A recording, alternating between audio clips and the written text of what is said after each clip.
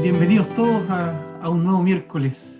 Gracias al Señor porque nos da esta oportunidad nuevamente de tener este espacio de estudio. Quiero corregir un error que necesita ser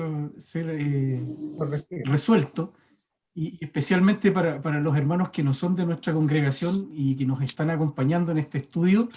Yo no le he dado la oportunidad, o sea, primero no he presentado al pastor de nuestra iglesia local y no le he dado la oportunidad a él para que nos salude. Así que les quiero presentar al pastor de la iglesia local de Los Trapiales, nuestro hermano Víctor Oñate, y a su esposa, nuestra hermana Glenis. Se los presento y que nos salude. Hola, bien, mi nombre es Víctor Oñate y de mi esposa es Glenis Valet. Un gozo de saludarles. Estamos siguiendo cada tiempo de estudio a través del sistema, a través de la plataforma que se usa, y estamos contentos de que haya otros hermanos que también, aunque no pertenezcan a nuestra congregación, que se suman a este estudio. El estudio de la palabra del Señor es universal, ojalá muchos más pudieran sumarse a estudiar las Escrituras. Nos hace mucho bien y necesitamos mucho conocer de la palabra de Dios, sobre todo en estos tiempos que estamos viviendo. Bien, un gozo de saludarles, gracias hermano Walter, y que el Señor les bendiga en su presentación del día de hoy. Gracias, pastor. Bueno, ahí está, él es nuestro pastor. Perdónenme por esta falta que he cometido estas semanas, no haberles presentado antes a nuestro querido pastor. Así que ahí ya ustedes lo conocen. Y vamos a orar para comenzar esta clase, y le vamos a pedir a nuestra hermana Eleni, aprovechando ahí el contacto en directo que tenemos con Pitrusken, que ella pueda tener un tiempo de oración. Oremos, hermanos. Padre amado, alabamos tu nombre, Señor, queremos engrandecerte, tú eres soberano sobre todas las cosas. Gracias, Señor, que tú eres el Dios de todos los tiempos. Y gracias, Padre, que tenemos tu palabra, que a pesar de que ha pasado tantas veces y tantas cosas han querido destruirla, siempre permanece fiel, porque tu palabra es viva. Te alabamos, Señor, y te damos muchas gracias también por el hermano Walter y su disposición de enseñarnos la palabra. Permite que tu Espíritu Santo trabaje en nuestras vidas a través de este conocimiento y sea todo, Señor, para honrarte y para agradecerte a ti. En nombre de Cristo Jesús. Amén. Amén. Muchas gracias. Pastor, ¿usted da el aviso, cómo va a cambiar nuestra reunión la próxima semana? No tengo el aviso bien fresco en este momento, no sé si va a ser al tiro de la próxima semana, pero viene una pequeña modificación en cuanto al horario del día miércoles. Las reuniones van a continuar siendo el día miércoles, pero vamos a sumar un tiempo de oración antes del estudio, es decir, vamos a comenzar a las 8 de la noche con oración, y inmediatamente va a continuar nuestro hermano Walter todos los miércoles con el estudio que viene realizando. Pero no sé si va a ser a partir del próximo miércoles. Eso lo confirmamos durante la semana. El 12 Gracias. dice en la carta. Gracias, pastor.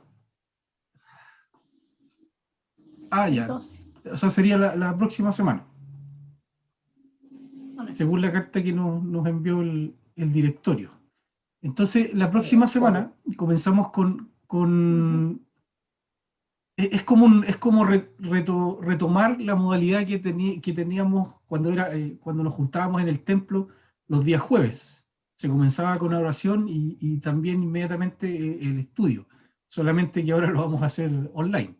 Así que retomamos esa costumbre de tener ambos tiempos, el de oración y el de estudio, en una sola jornada, que sería los días miércoles, y a contar de la próxima semana como dijo el pastor. Así que Invitados a esta, es parte de las actividades de la iglesia, así que está toda la congregación cordialmente invitada a que tengamos estos tiempos tan necesarios para la vida espiritual de nuestra propia iglesia. Así que a contar de la próxima semana. Ya pues, vamos a lo que nos corresponde el día de hoy. Jaime nos ha conectado y queríamos empezar con su tarea. ¿O está ahí el Jaime? No, no está el Jaime. Ya. Vamos a compartir entonces. Ahí sí, ahí estamos todos.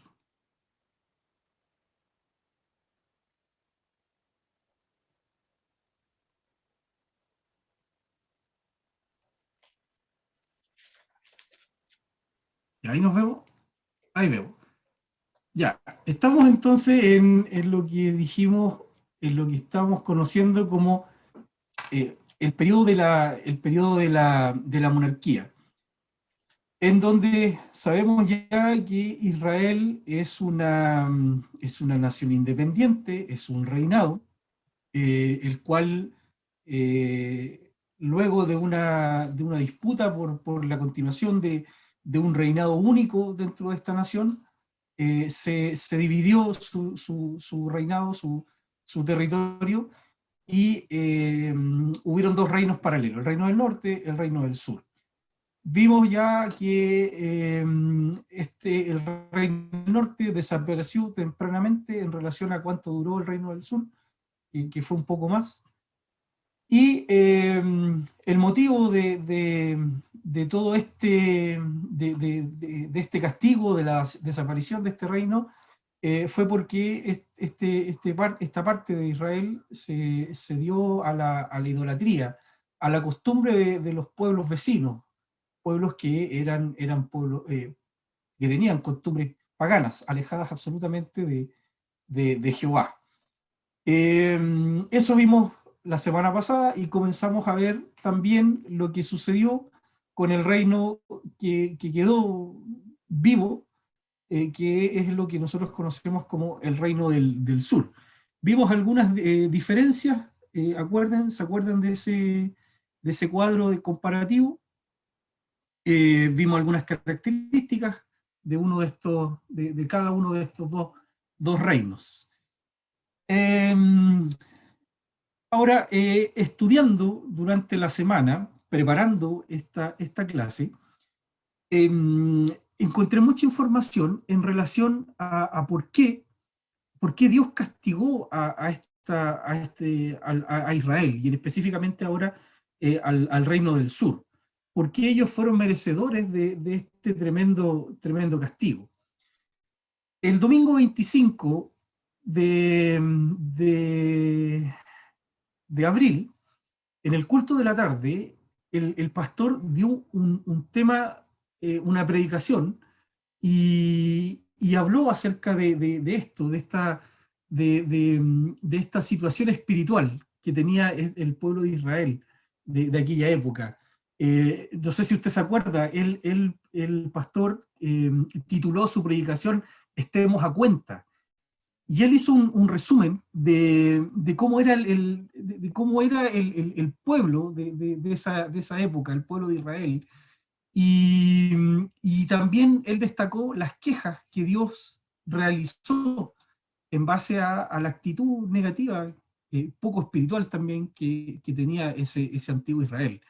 Y el pastor tocó muchos temas. Bueno, su texto base estuvo ahí en Isaías, pero después él recorrió Malaquías, Miqueas, estuvo también en Primera de Samuel, y en donde él destacó la religiosidad que tuvo ese pueblo de Israel.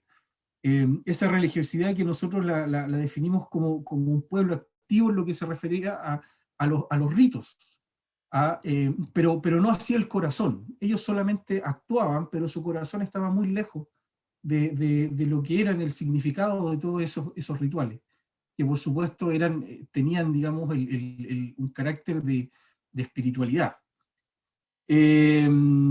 Ahora, hay mucha información en relación a eso, a cómo era la actitud de este Israel. Y yo quisiera ahí, mire, vamos a Jeremías, Jeremías capítulo 7.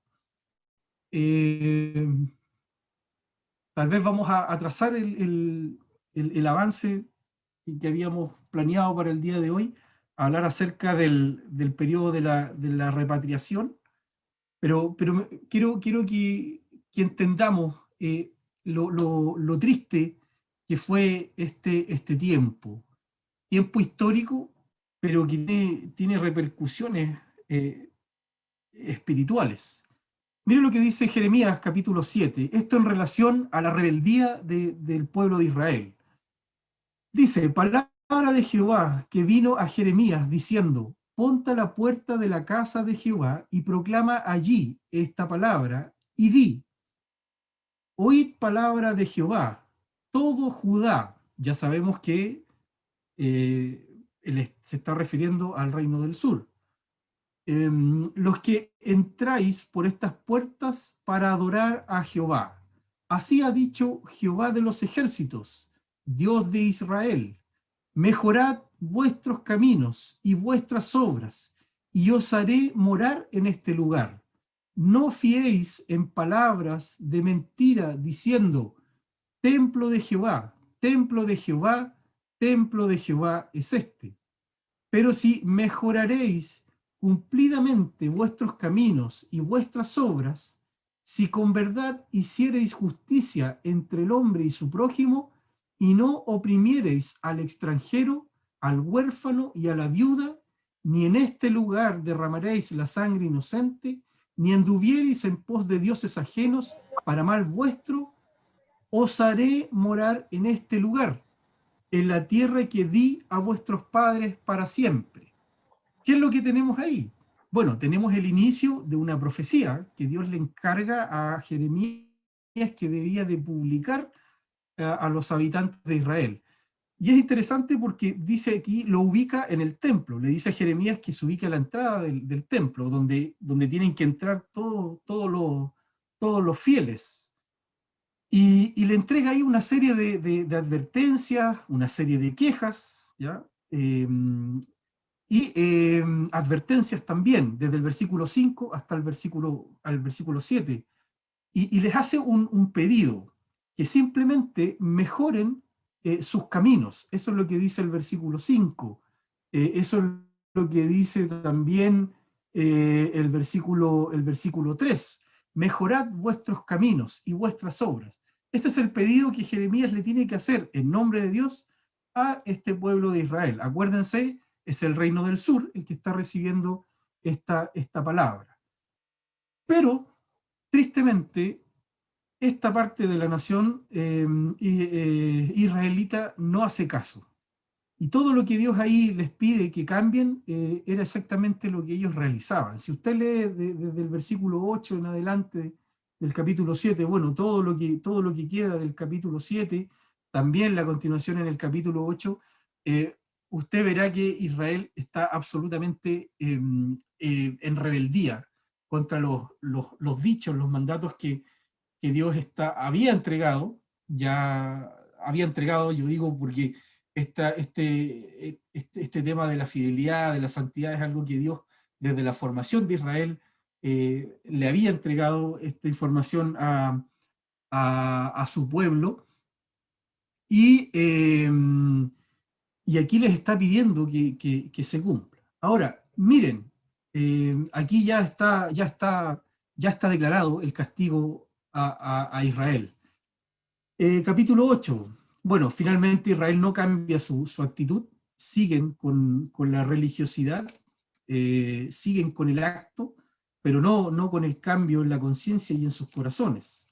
Versículo 4 del capítulo 8 dice finalmente, les dirás a sí mismo, ya aquí la sentencia ha sido decretada, Israel va a ser castigado, y dice así, les dirás a sí mismo, nuevamente hay un encargo de Jehová a Jeremías, así ha dicho Jehová, el que cae no se levanta, el que se desvía no vuelve al camino. ¿Por qué este pueblo de Jerusalén rebelde con rebeldía perpetua? abrazaron el engaño y y no han querido volverse. Escuché y oí, no hablan rectamente, no hay hombre que se arrepienta de su mal, diciendo, ¿qué he hecho? Cada cual se volvió a su propia carrera, como caballo que arremete con ímpetu a la batalla.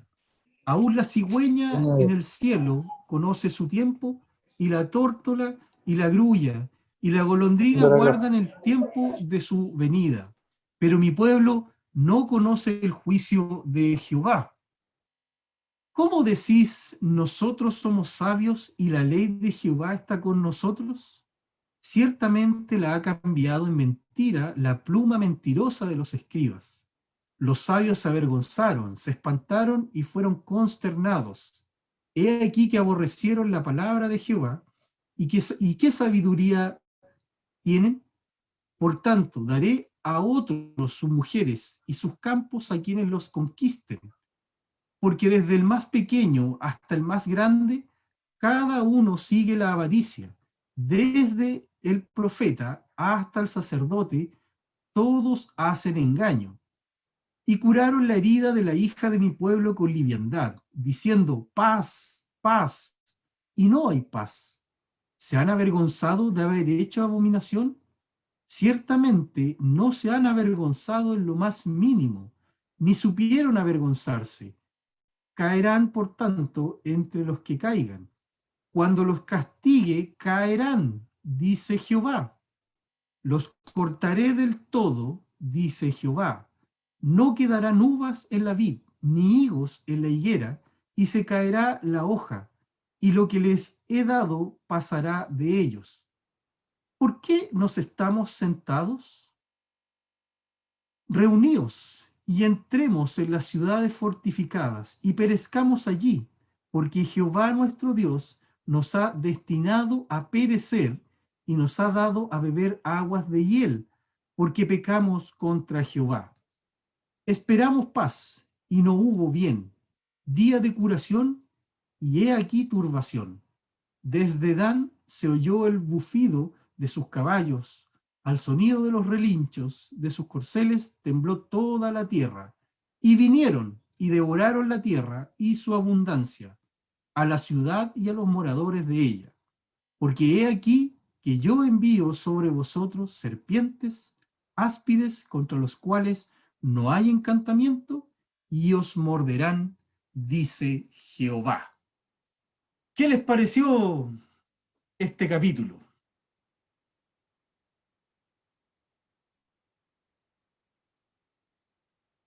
Lindo, ¿no?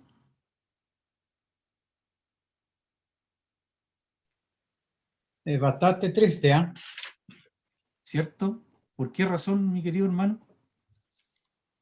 Porque estamos viendo aquí que Jehová ya está diciéndole ya que los va a castigar y no importa qué hagan ellos ahora, ya el castigo ya viene de camino. ¿Cierto? Ese pedido o esa queja, así como lo dijo el pastor en su predicación, esa queja por parte de Dios no fue atendida por Israel. Y si ustedes se fijan en lo que leímos, no solamente el pueblo común y corriente estaba en rebeldía. En el versículo, dice ahí en el versículo, por ejemplo, en el versículo 8, que los escribas eran mentirosos, usaban su pluma, ¿cierto?, con mentira. Habla de que los sabios también. El final del versículo 10, que desde el profeta hasta el sacerdote, todos hacen engaño. Entonces, no era una cuestión del pueblo común y corriente, sino que al parecer toda la nación, incluidas las autoridades civiles, pero por sobre todo las religiosas, estaban en este sistema. ¿O no? ¿No les parece?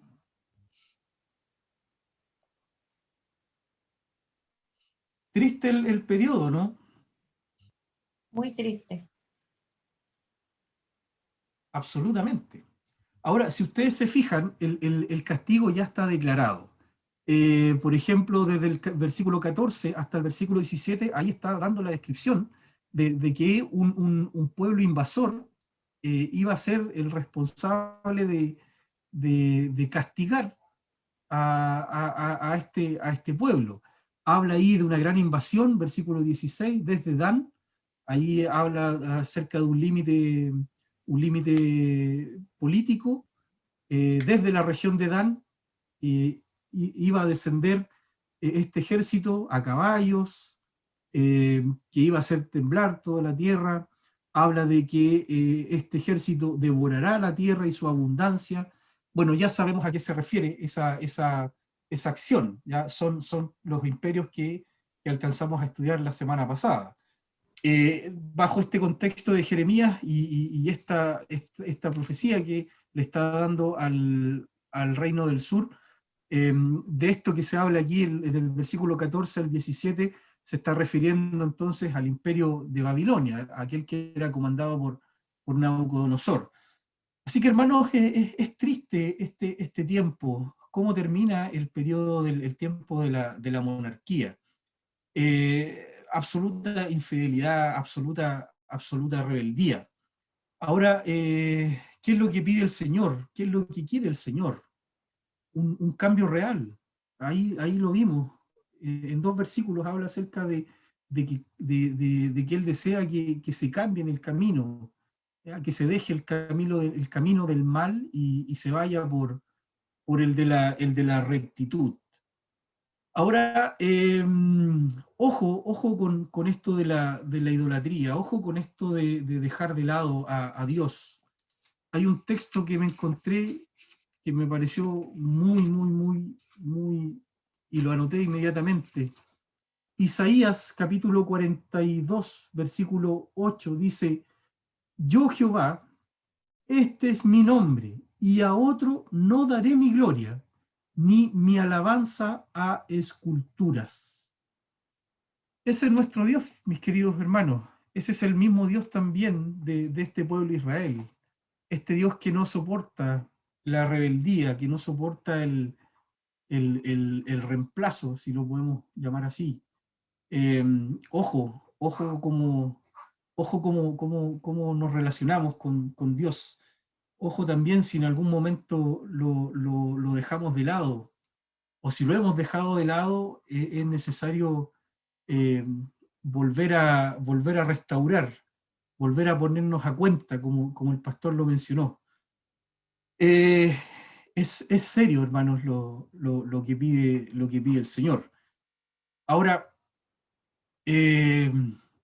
nuevamente, por supuesto que es absolutamente aplicable esta historia a la que pueda tener cualquiera de nosotros. Ya sabemos lo que puede suceder en nuestras vidas si dejamos de lado al Señor, si lo reemplazamos o si buscamos otra alternativa en cuanto a lo espiritual. No hay otro camino, es Dios el único, el verdadero. Así que tengamos cuidado, hermanos, de cómo es nuestro trato. Tenemos el ejemplo. ¿Ya? Israel fue invadido, fue el castigo que Dios les puso, fue el de la invasión, el de desterrarlos, el de llevarlos como esclavos a naciones extranjeras. Esa fue la manera con la cual Dios castigó a esta parte de Israel. Ahora, el castigo hacia nosotros, si caemos en esta misma costumbre, es muy difícil que sea de esa forma. Pero el Señor promete castigo contra aquel que, sabiendo la ley, sabiendo las leyes, sabiendo las ordenanzas, no las cumple. Así que, hermanos, tengamos presente el trato que tenemos hacia nuestro Señor. Bien, ¿quisiera alguien participar de este comentario?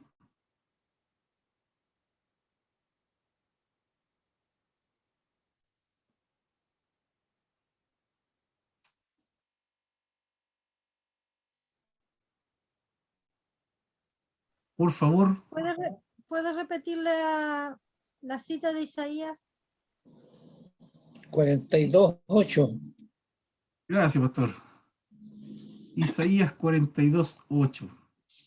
Hermano, yo me doy cuenta de que Dios es muy fiel en cumplir las cosas buenas, pero también cuando Él dice alguna cosa que es negativa, Él la va a cumplir. Qué buen comentario, hermana Glenis. Qué buen comentario. Estamos acostumbrados a, bueno, siempre, siempre nos gusta más lo bueno que lo malo, ¿cierto? Y consideramos lo bueno como todo aquello que el Señor nos da y que es beneficio para nosotros. Pero como bien dice la hermana Glenis, cuando el Señor cuando cumple sus castigos, también es un punto importante a considerar. ¿Cuántos males nos podemos evitar en nuestra vida si mantenemos firme nuestra fe, nuestra posición y nuestras convicciones, o no? Amén. Así que, bueno, es un buen punto para considerar. Como bien dice la hermana Glenis, el Señor no solamente cumple las bendiciones, sino que también cumple las maldiciones. Así se deben considerar. Cuando Él trae un castigo. Y los castigos del Señor vienen porque uno desobedece las normas, uno desobedece las leyes. Así que, nuevamente, ojo cómo llevamos nuestra relación con el Señor. Ya, entonces, bajo ese contexto es que Israel, tanto el reino del norte como el reino del sur, recibieron este castigo por parte de estos pueblos invasores. ¿Ya? Vimos que el reino del norte fue invadido por el reino asirio y el reino del sur por los babilonios. ¿Ya? Ahora, la semana pasada dimos una tarea en donde pedíamos que hiciéramos una investigación en base a esta historia paralela que nosotros encontramos, paralela al relato bíblico, ¿ya? Y que tiene que ver con lo que nosotros conocemos como parte de la historia universal, y que habla acerca de cómo se sucedieron los distintos imperios a lo largo de este tiempo.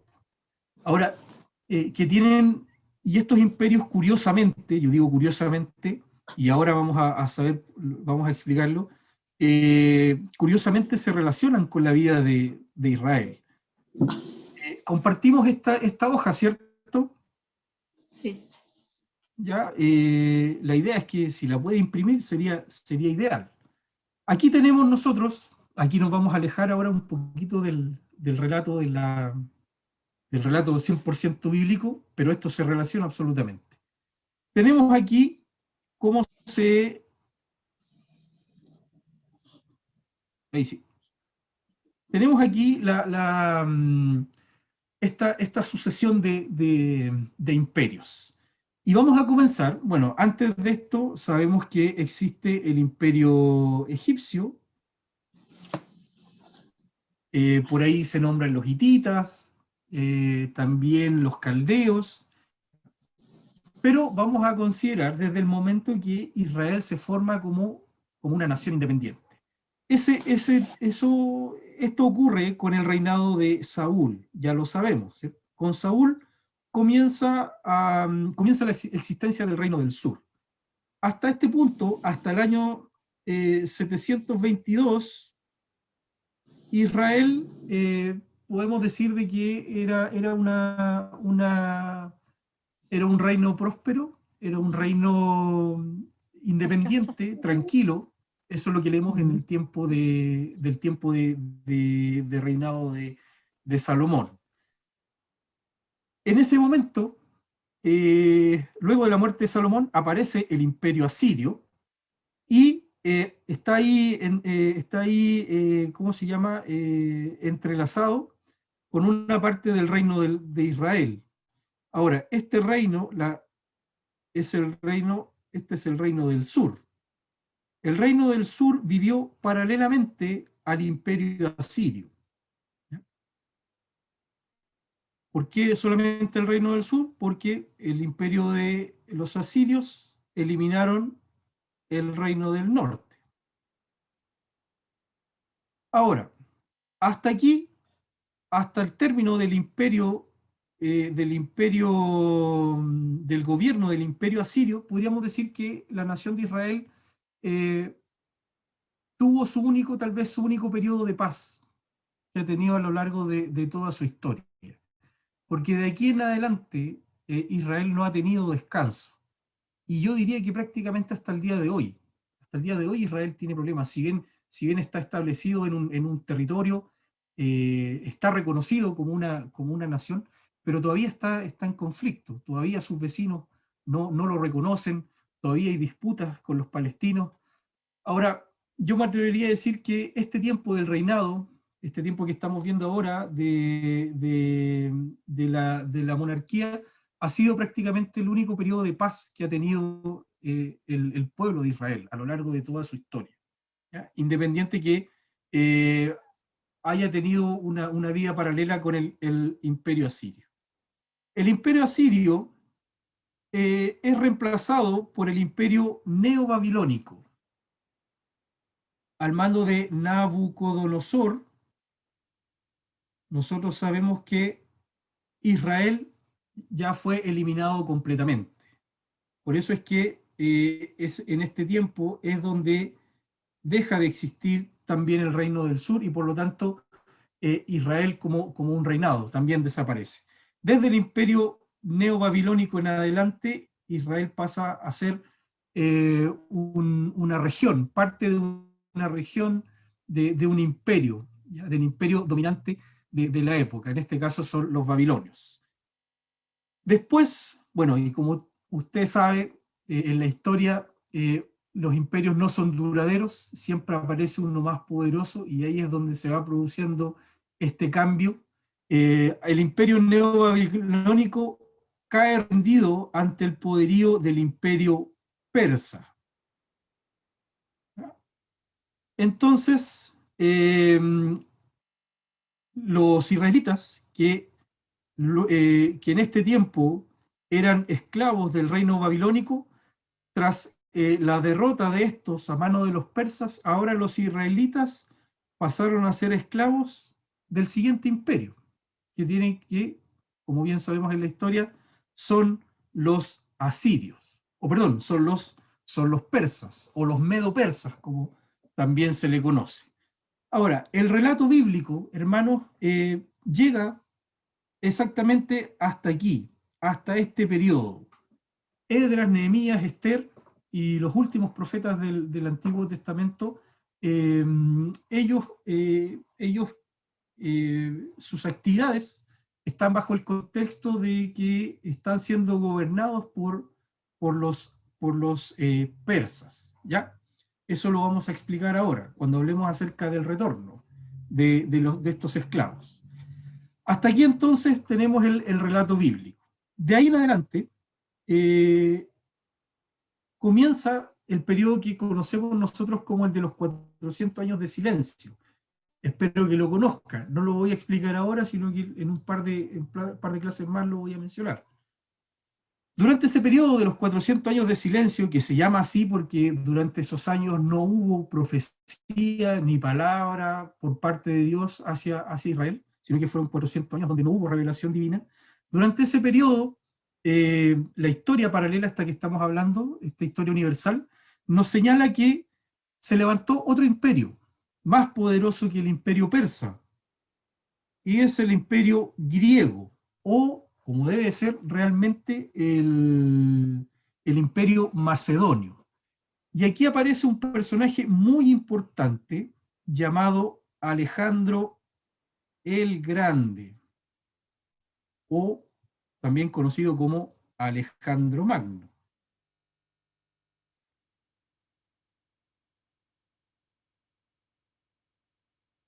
Ahora, ¿qué relación tiene este imperio con Israel? Tiene mucha relación, porque dentro de la expansión que realiza Alejandro el Grande, esta expansión alcanza el territorio de Canaán. Por lo tanto, esa región, que muchos años antes había sido, era digamos, el lugar del reino de Israel, pero que después pasó a manos de los babilonios, después pasó a manos de los persas, ahora está bajo el dominio de los griegos o de los macedonios. Luego, ahora, este imperio macedonio se desintegra tras la muerte de Alejandro Magno. Este gran imperio se divide, se subdivide en 4 reinos pequeños, y 2 de ellos siguen teniendo o siguen predominando en la región de Canaán. Por lo tanto, a la división que se produce en el reino macedonio, Israel sigue siendo todavía una provincia, una región que está siendo bajo el dominio ajeno. No tienen ellos independencia. Bueno, la historia nos cuenta que hay una pequeña rebelión y se levanta un gobierno propio, y podríamos señalarlo que es tal vez un paréntesis positivo que ocurre dentro de la vida de Israel, dentro de la historia de la vida de Israel, cuando se levanta la dinastía de los Asmoneos. Es un gobierno propio de israelitas que permite una cierta independencia del Israel de este tiempo. ¿Ya? Entonces, tras la división del imperio macedonio, los israelitas tienen la posibilidad de continuar con un gobierno propio. Ahora, no es un gobierno total y absolutamente independiente. No quiere decir que Israel en este tiempo recupera su autonomía. ¿Por qué? Porque a esta altura ya aparece el Imperio Romano. El Imperio Romano ya está acechando el territorio de Canaán. Esta dinastía asmonea, si bien gobierna sobre Canaán, pero ya está sintiendo la presión de este nuevo imperio gobernante que son los romanos. Finalmente Roma invade Israel, termina con la dinastía asmonea, e Israel nuevamente cae en este tiempo de angustia, de esclavitud. Y cuando hablamos de los romanos, ya estamos hablando, hermanos, de que comienza el relato de lo que conocemos como el Nuevo Testamento. Entonces, desde el imperio persa hasta el imperio romano, nosotros nos damos un gran salto cuando vemos el relato bíblico. ¿Ya? Lo que transcurre en relación al imperio griego y a la dinastía asmonea es parte de ese periodo que conocemos como el de los 400 años, que, como dije, no está en la Biblia, pero es muy importante que lo estudiemos, y más adelante van a saber por qué. Ahora, la historia bíblica termina, el Nuevo Testamento termina con Israel bajo el dominio de los romanos, como bien tenemos ahí en nuestro dibujo. Y de ahí en adelante, bueno, yo seguí con la historia.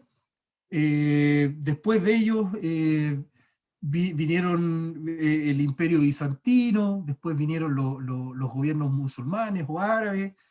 Después, cuando ya está la Iglesia Católica, ya nace la Iglesia Católica, en un afán de recuperar estas tierras santas, comienzan todas esta guerra santa, como se denomina, y ahí es ese es el periodo que nosotros conocemos como el de las cruzadas. ¿Ya? Las cruzadas tienen la intención de recuperar el territorio de Canaán, el perteneciente al antiguo Israel, el cual estaba a manos de los árabes. Y después hay una sucesión de imperios, luego de las cruzadas, los mamelucos, después tenemos los otomanos, después el Imperio Británico toma el mando o se apodera de la región de Canaán, y finalmente en el año 1948, luego de una firma de un tratado, se permite el nacimiento de lo que hoy conocemos como el Estado de Israel. Algo muy diferente a lo que tenemos en el tiempo del reinado. Esto que nosotros tenemos aquí, esto que nosotros estudiamos en el Antiguo Testamento, es muy diferente a lo que actualmente existe, ¿ya? Y como bien dice ahí, a partir del año 1948. ¿Ya? Entonces, hermanos, aquí tenemos un panorama general, muy general, de cómo ha sido la historia de Israel, del pueblo, del reino, de la nación de Israel, y en este momento de lo que conocemos como el Estado de Israel. Si usted se fija, y a lo mejor ahí va a poder entender lo que yo dije al principio de esta clase, que Israel prácticamente en su vida, en su existencia, eh, ha tenido muy pocos momentos de paz, de tranquilidad, de un gobierno propio. Siempre ha estado gobernada por vecinos, y obviamente vecinos no muy agradables. Así que esa es la relación que tienen estos imperios. Ahora, si nosotros esta información la complementamos con lo que leímos, por ejemplo, en Jeremías, Dios utilizó a estos imperios, a estas potencias, para castigar a su propio pueblo. Esta fue la forma que Dios eligió para castigar a estos rebeldes, a estos que se desviaron del buen camino, como lo describe ahí Jeremías. Entonces,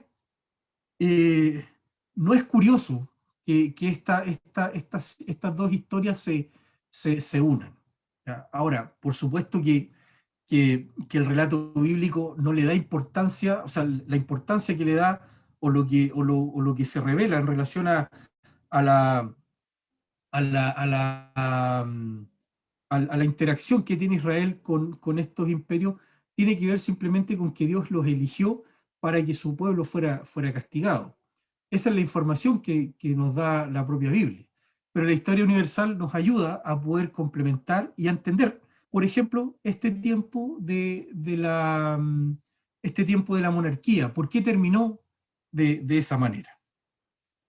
Bien, se entendió, es historia. Yo sé que a todos no les gusta la historia, pero de verdad, hermano, es necesario saber esta información.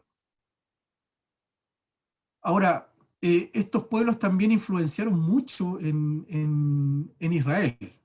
Ya sabemos que una de las principales, de las principales influencias que provocaron fue el paganismo. Estas naciones fueron las que, en cierto modo, ayudaron a que Israel también se desviara del camino recto, del camino fiel hacia Dios. Por ejemplo, cuando lleguemos al Nuevo Testamento, muchas de las costumbres, sobre todo en lo cultural, que tenía el Israel del tiempo de Jesús, son adoptadas de la influencia que tuvieron los griegos sobre ellos. ¿Y eso fue producto de qué? Que en algún momento de la historia Israel estuvo bajo el gobierno de los griegos. Entonces, esto nos va a ayudar, hermanos, a poder entender algunos contextos de cosas que nosotros vamos leyendo. Ahora, en el caso de este tiempo, del periodo de la monarquía, con el estudio de estos imperios, nosotros entendemos eh, cómo Dios los castigó a este Israel rebelde. Ahora, hay algo más interesante aún. Esta aparición también de esta serie de imperios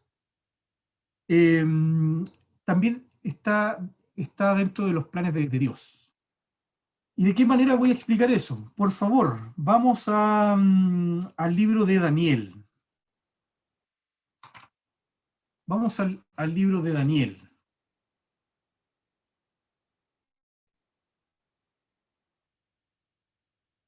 Deme un segundo, por favor.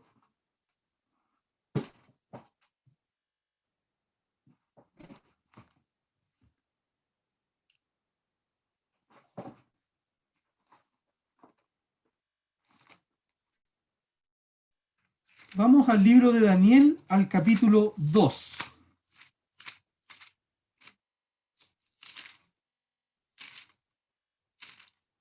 ¿Han leído ustedes este pasaje? Este Sí. pasaje que habla acerca del sueño de Nabucodonosor, el cual es interpretado por Daniel. Sí, Marilyn, tú dijiste que sí. sí, ¿Lo has leído? sí. ¿Nos puedes contar un poco de qué se trata?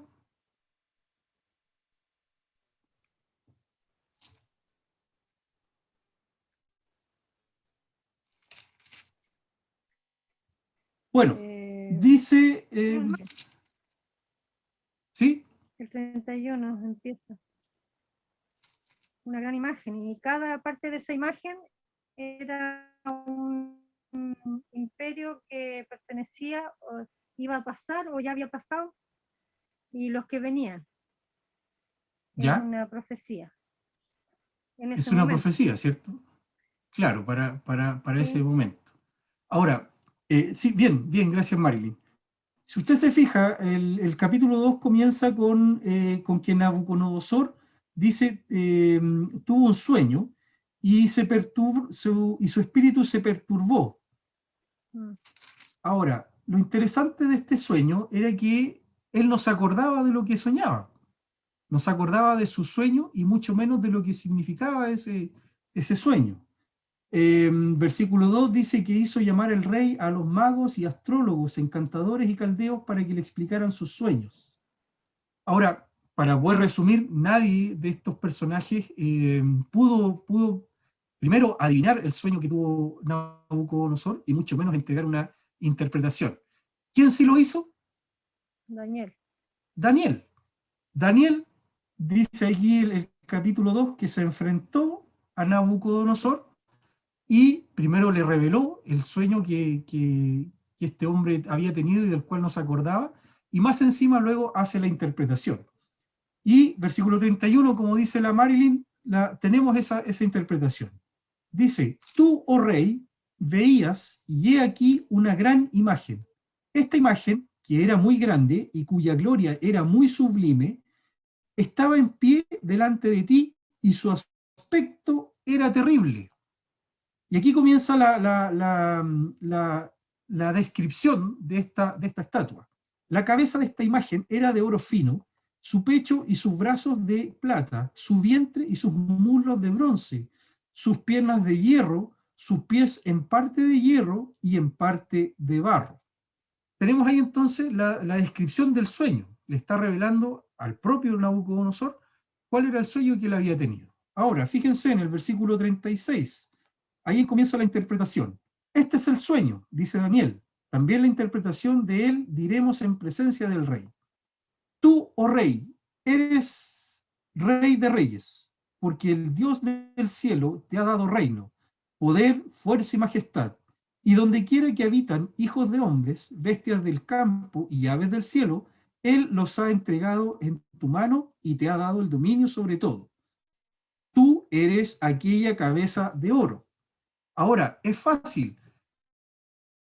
¿A quién representa Nabucodonosor? ¿Al imperio?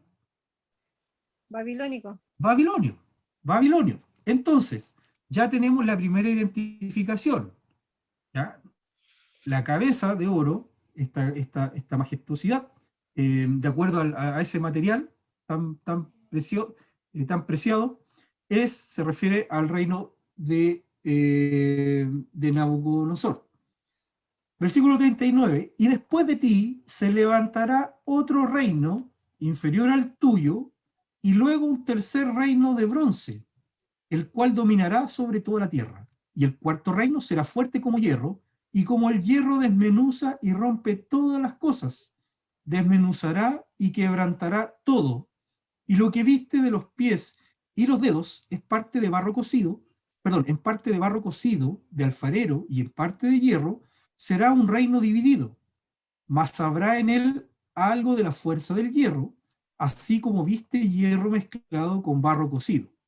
Y por ser los dedos de los pies en parte de hierro y en parte de barro cocido, el reino será en parte fuerte y en parte frágil. Así como viste el hierro mezclado con barro, se mezclarán por medio de alianzas humanas, pero no se unirán el uno con el otro, como el hierro no se mezcla con el barro. ¿Cómo podemos interpretar ese pasaje?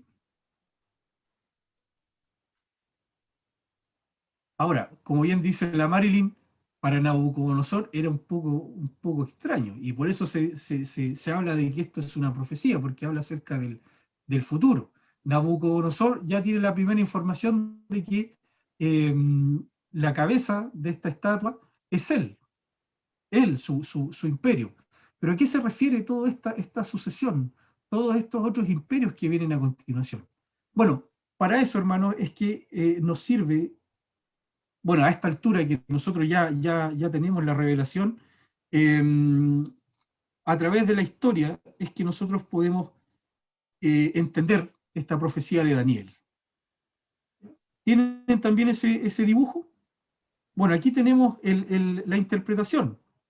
La interpretación del capítulo 2, también del capítulo 7, que es también una visión paralela y que también es una profecía que habla en relación a esto, a los reinos futuros.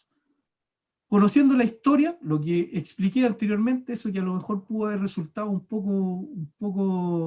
poquito aburrido, podemos interpretar esta profecía. Entonces, a través de la historia, nosotros que ya la conocemos, sabemos de que la estatua con la cual Nabucodonosor soñó se relaciona con esta sucesión de imperios. Y como dije, tanto el imperio, cada uno de estos imperios tuvo relación con la vida de Israel. Israel estuvo bajo el dominio de cada una de estas potencias, de la época. Ahora, están identificadas 4. Falta una. ¿Cuál será esta? La de los 10 cuernos, esta bestia, este imperio que es representado como una bestia de 10 cuernos. Estamos hablando ahí ya del futuro. Estamos hablando de los eventos que están por venir. Entonces, en parte, la profecía de Daniel no está 100% en cumplimiento, falta la última parte, está en un 80%, diríamos, que se ha cumplido. Entonces, hermanos, aquí también tenemos otro argumento para poder considerar esta otra historia, la paralela, que se relaciona con el relato bíblico. Bien, ¿algo que alguien quisiera comentar?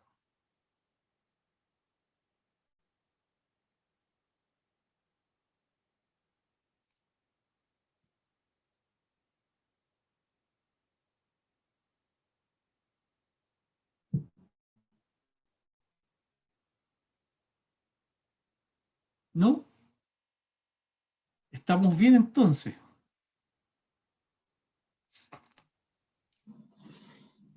Hermano, ¿Sí?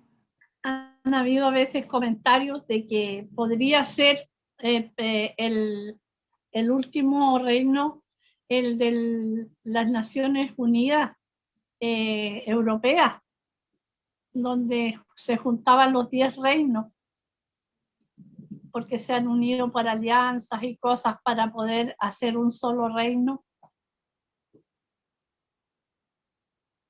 Sí. El mercado común europeo. Sí, hay mucho ahí hay muchas cosas que dan como pensar cómo puede ser este último imperio.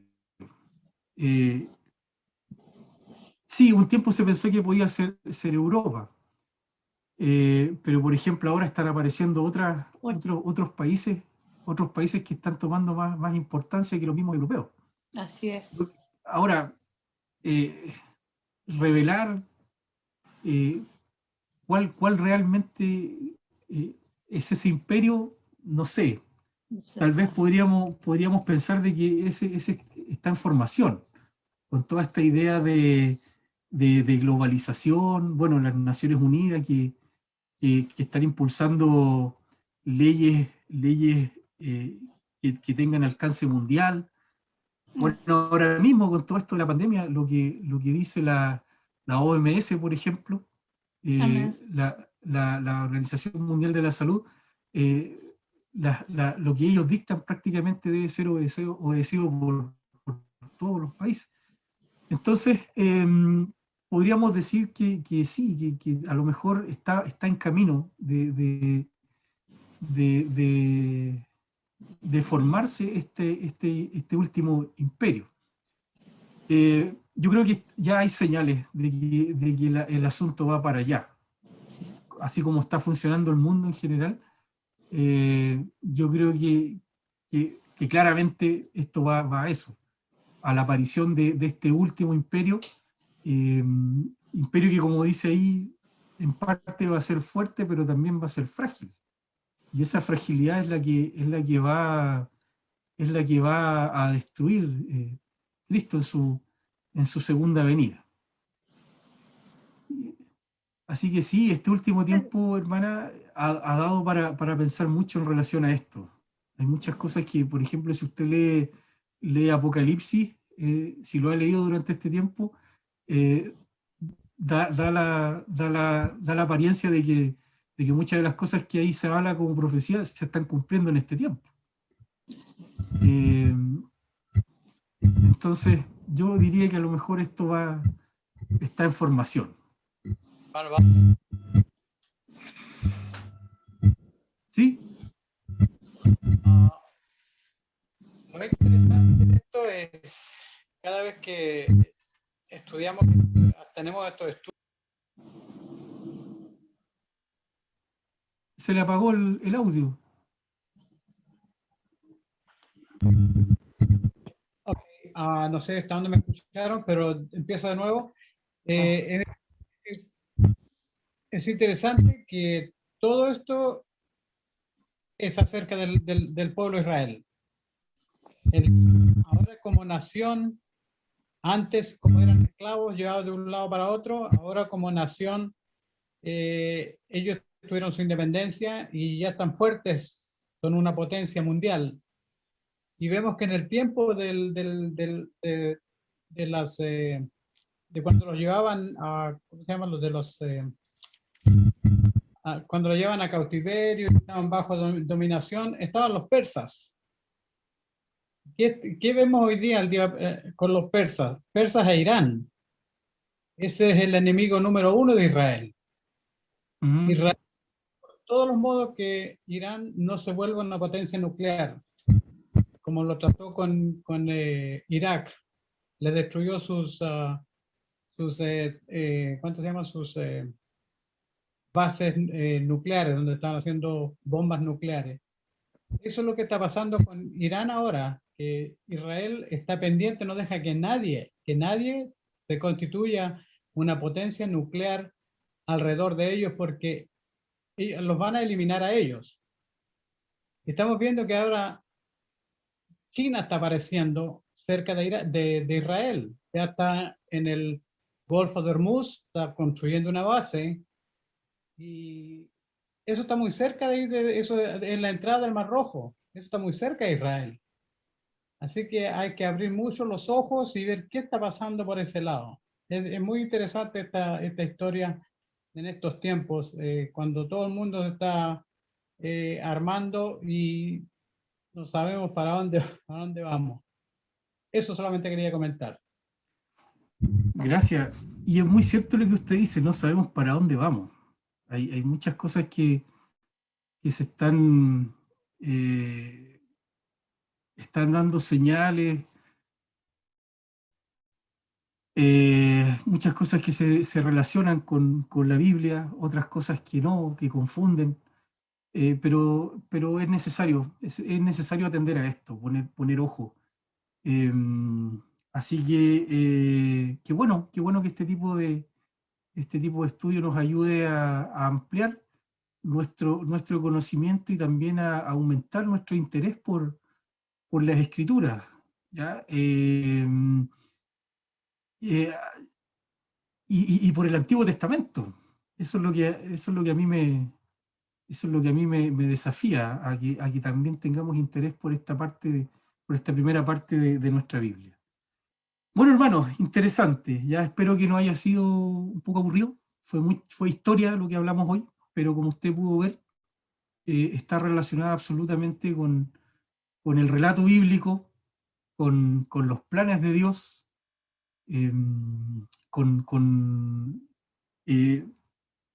y nos puede perfectamente entregar alguna enseñanza del tipo espiritual y aplicación también espiritual para nuestras vidas. Bueno, con eso quedamos entonces el día de hoy. ¿Ya? Explicamos la razón explicamos la razón del castigo y cómo fue efectuado el castigo, y tratamos de explicar la relación que tienen estos pueblos vecinos con la nación de Israel. Así que para la próxima semana vamos a retomar y vamos a hablar acerca del tiempo de la repatriación. ¿Ya? Se cumplen los 70 años de la esclavitud, esclavitud que comenzó primero con los babilonios y que termina con los persas. Aquellos que fueron llevados esclavos tienen la posibilidad ahora de retornar nuevamente al territorio de Canaán.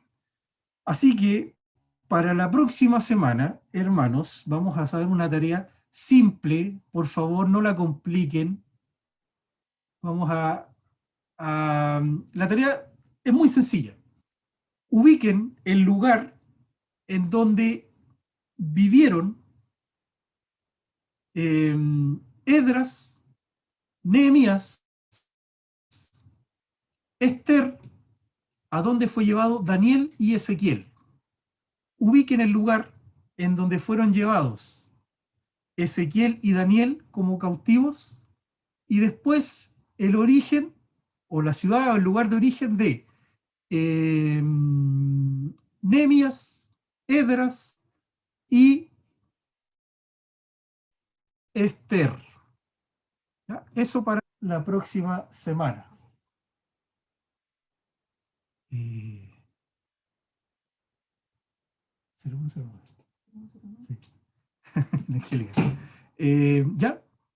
Ya, hermanos, vamos a llegar hasta aquí. Vamos a terminar nuestra reunión. Si no quedó algo claro, por favor, lo podemos resolver, ¿ya? Y acuérdense que estas reuniones quedan en la página de YouTube de nuestra iglesia, así que ahí la puede volver a ver y repasar. Ya pues, la próxima semana, acuérdense, tenemos oración y estudio en una misma reunión.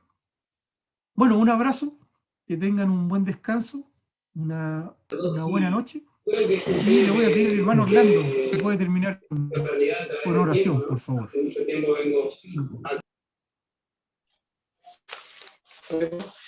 Dios, te damos gracias por este tiempo que nos das como para aprender de tu palabra a través de la historia, Señor. Te damos gracias porque puedo comunicar y aprender más de toda la historia pasada, Señor. Te doy gracias por los hermanos que nos acompañaron. Te doy gracias por esta reunión que nos sirve es una gran bendición en nuestras vidas, Señor, y como para saber más y poder hablar de tu palabra con más conocimiento y con base, Señor. Por esta historia que hemos conocido, que es muy grata escuchar todo lo que se ha transformado en el tiempo, Señor, basado en tu palabra, Señor. Te pido que esta noche lo atesoremos en nuestros corazones como gran bendición. Te pido que estemos bien y que sigamos delante con tu dirección, Señor. Todo esto lo pido en nombre del Señor Jesús. Amén.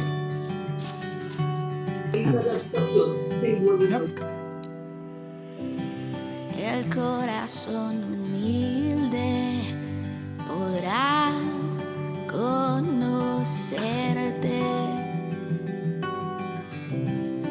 el corazón contrito, tú no despreciarás. Reconozco que soy pecador, lávame de toda mi maldad. Soy un sacrificio en el altar, me quebranto solo.